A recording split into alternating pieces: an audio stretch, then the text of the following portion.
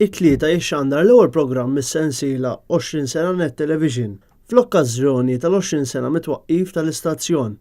Il-programm se jibda jixxandar kull nhar ta' tlieta fid-9:15 fuq Net Television.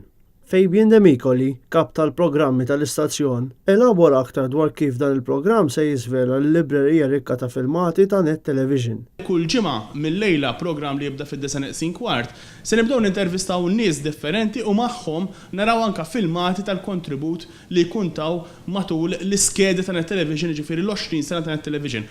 Hemm ħafna filmati, ġifieri hemm splużjoni li nqabdet bil-kameras ta' Net News, programmi ta' tfal minn 20 sena ilu sal-lum, programmi oħrajn, festi. Fil-programm ippreżentat minn Luis Tedesco se jiġu intervistati l-ewwel kapijiet, preżentaturi u newscasters tal-istazzjon.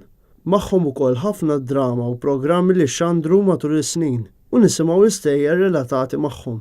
De Micoli temm jiżvela x'hemm imħejji fl-ewwel programm. Fl-ewwel programm pereżempju se jkollna lill-ewwel kap tal-istazzjon li huwa Roger De Giorgio li ħajrakkont ovvjament id-diffikultajiet li kien hemm fil-bidu biex jiftaħ dan l-istazzjon u anke l-kontroversji li kien hemm u miegħu għandna wkoll iċ-Chairman Eżekuttiv preżenti Pier Portelli li kien ukoll ġurnalist fil-bidu tal-istazzjon u mbagħad sar kap tal-aħbarijiet u għaldaqstant anke produċa ħafna drama fosthom Anġli u għaldaqstant magħhom għandna diversi filmati u anke esperjenzi x'jirrakkuntaw. Fl-ewwel programm se jkunu trattati wkoll diversi suġġetti fosthom il-pluralizmu fix-xandir, l-importanza ta' Net Television fl-isfond tas-sitwazzjoni politika bejn l-1996 u l-1998 u x'wassal biex jinfetaħ l-istazzjon, kif ukoll diversi kurżitajiet fosthom minn fejn ġie l-isem Net Television.